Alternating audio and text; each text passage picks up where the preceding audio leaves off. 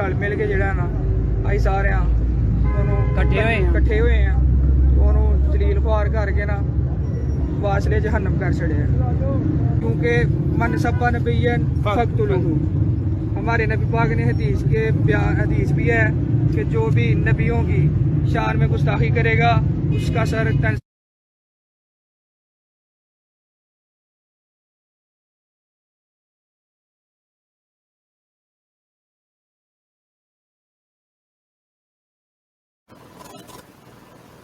बिस्मिल्लाहिर्रहमानिर्रहीम। अस्सलाम वालेकुम। जी नाज़रीन, आपने सुना कि मैंने पहले एक वीडियो दिखाई जिसके अंदर जो कातिल हैं, जिन लोगों ने कहा कि जो हमने कत्ल किया और हमने ये किया और वो किया, फिर आग लगा दी और हम साथियों के साथ हमने जाके किया। तो मैंने एक आपको एक मुझे ऑडियो भेजी है वहाँ से हमारे को, और उन्होंने कहा है कि ये जो जो जिनको कत्ल किया गया, जो शहीद हुए, यानी कि मैं उनको शहीद ही कहूँगा, जिन लोगों ने अपने अपने हलाल की रोज़ी कमाने के लिए वो आए थे और उनको बेगुनाह मार दिया, और वो एक शहादत का रुतबा होता है। शहीद को सिर्फ मुसलमानों ने नहीं जन्नत में जाना, हर आदमी जो अच्छे काज के लिए काम करता है और उनका कोई कसूर नहीं।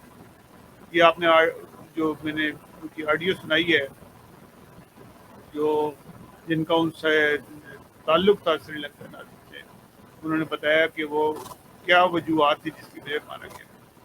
ये नहायत ही अफसोसनाक सारा पहलू है, जिस पे जितना भी अफसोस किया जाए कम है। तकलीफ इतनी बढ़ती चली जा रही है। आज भी हम लोगों से बात कर रहे थे, लेकिन अभी भी बेहिसी जो उनकी है वो उतनी ही बदसूर जा रही है। इसका मतलब ये है कि आइंदा कोई भी आदमी जो उनसे है, पाकिस्तान एक ऐसा मुल्क बन गया है जिसमें कोई कानून अब बकाया नहीं रहा, कि अगर कोई भी आदमी किसी पे ये इल्ज़ाम पहला लगा दे कि इसने बेहुरमती की है हुज़ूर सल्लल्लाहु अलैहि वसल्लम की शान में, तो उस आदमी का मरना बहुत ज़रूरी हो जाएगा। क्योंकि जब तक उसको आप मार नहीं देंगे, सर तन से जुदा नहीं कर देंगे, उस वक्त तक उन लोगों को चैन नहीं आएगा। गामदी साहब का मैं एक मज़मून देख रहा था, उन्होंने कहा कि पूरे कुरान मजीद में तौहीन रसालत या तौहीन इस्लाम की सज़ा नहीं है। किसी भी सही हदीस, यानी कि जो मुस्तनद हदीस है ना, इमाम बुखारी और दूसरी जो हदीस हैं इमाम मालिकी की, तमाम हदीसें जितनी भी हैं, किसी भी हदीस के अंदर कहीं भी जिक्र नहीं है कि तौहीन रसालत या तौहीन इस्लाम की सज़ा है। और जो लोग हैं तो इमाम मालिक ने उसको रद्द कर दिया था इससे पहले जो भी थी, कि ये ऐसा कोई बात नहीं है। और हुज़ूर सल्लल्लाहु अलैहि वसल्लम तो हमेशा रहमतुल आलमीन के तौर पे ही सामने आए और उन्होंने रहमत ही बरसाई। उन्होंने कोई गुस्ताखी करने वाला था उसको माफ़ करते थे, पहले उसको हमेशा माफ़ किया, और सहाबा को भी कहा इनको माफ़ कर दो, क्योंकि इनको इल्म नहीं है। अगर इस श्रीलंकन शख्स ने वो उसको तुम्हारा स्टिकर उतार दिया था, तो वो स्टिकर जो सा था वो तुमने लगाया हुआ था, तुम्हारी अथॉरिटी नहीं थी कि मशीनों पे पर स्टिकर्स लगाओ। तुम अपनी ड्यूटी से गफलत कर रहे थे कि ये स्टिकर्स लगा दिया, सियासी नारेबाजी कर ली वहाँ पे। आपको नहीं करना चाहिए था ऐसा। बहरहाल ये कहीं की भी सज़ा नहीं थी कि किसी को मौत की सज़ा दे दी जाए। और मैं ये देख रहा था कि किस कानून पर कहाँ पे जाए कोई आदमी शिकायत लेके। कोई शिकायत लेके जाने वाला भी कोई नहीं था। हम कहते हैं ना जी, इनको तो कानून हाथ में लेना चाहिए था, इनको थाने जाना चाहिए था। थाने वालों ने क्या करना था? थाने वाले तो वैसे ही डरे हुए थे। थाने वाले बिल्कुल गलत बयान जो दिया है उन्होंने, आईजी पंजाब ने, कि जी हमें इतला इतने बजे मिली और हम इतने बजे पहुंचे। इनको इतलात सबको हो गई थी, पुलिस वाले वहाँ मौजूद थे, और पुलिस वाले इसलिए नहीं कुछ किया, उनका भी कसूर नहीं, कि पहले पुलिस वालों के साथ जो कुछ इन लोगों ने किया था, और वो कम था। इतने लोग मारे जाने के बावजूद भी इन लोगों ने उनकी कोई दादरसी नहीं की। यह हुकूमत एक बुज़दिल हुकूमत साबित हुई है।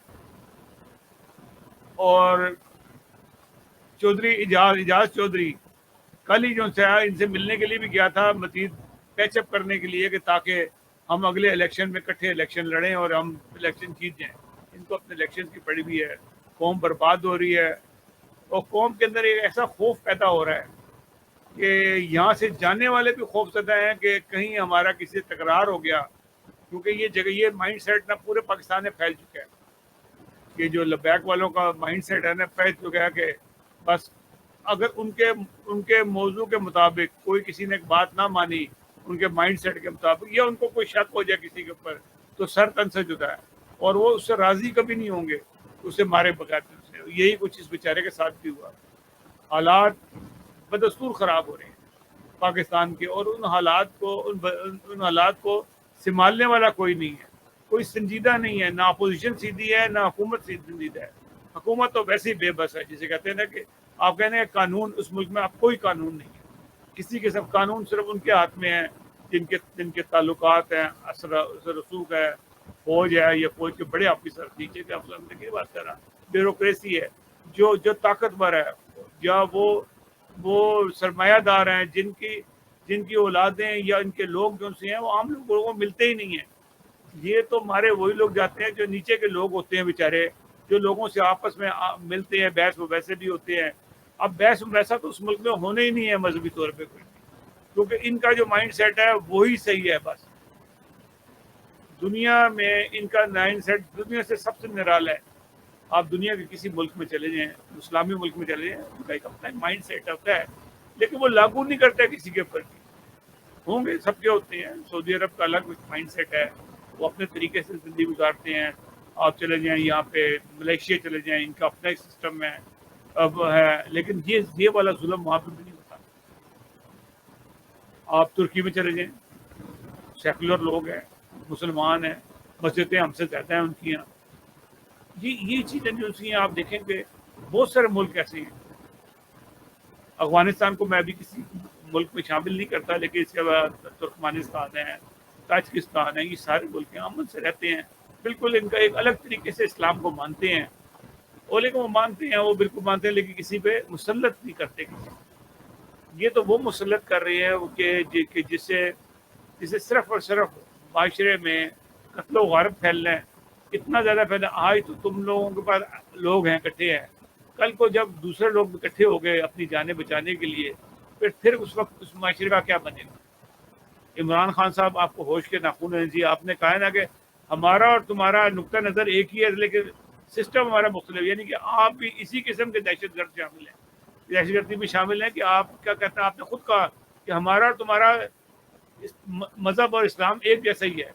یہ آپ کا اسلام ہے جو یہ کر رہے ہیں، یہ قتل کی ترغیب دے رہے ہیں۔ غامدی صاحب کو آپ مانتے ہیں، غامدی صاحب تو کہہ رہے ہیں کہ ایسی کوئی بات ہی نہیں ہے اسلام میں، قرآن مجید میں کہیں نہیں لکھا ہوا، نہ کسی حدیث میں لکھا ہوا ہے کہ آپ قتل کر دیں کسی نے توہین رسالت کی ہے۔ اور اللہ توہین رسالت کرے گا کیوں کرے گا کوئی؟ کسی کو کیا ضرورت پڑی ہے؟ آپ کی توہین ہوتی ہے، آپ جو گندے کام کرتے ہیں آپ لوگوں کی توہین ہوتی ہے۔ حضور صلی اللہ علیہ وسلم کی کوئی مائی کا لال توہین نہیں کر سکتا، اور نہ ان کی کوئی عزت اتنی ایسی سستی ہے کہ ہر آدمی اٹھ کے ان کی توہین کر دے۔ وہ رحمت العالمین ہے، ان کا مقام بہت افضل ہے، ہم سوچ بھی نہیں سکتے۔ ان کی توہین کون کوئی کرے گا؟ کوئی بندہ کاغذ لکھتا رہا پھاڑتا رہا تو آپ کیا خیال ہے ان کی توہین ہو رہی ہوگی؟ وہ تو اس کا اپنا پاگل پنا ہوگا، وہ پاگل ہوگا جو آدمی لکھے گا اور پھاڑے گا اس کو۔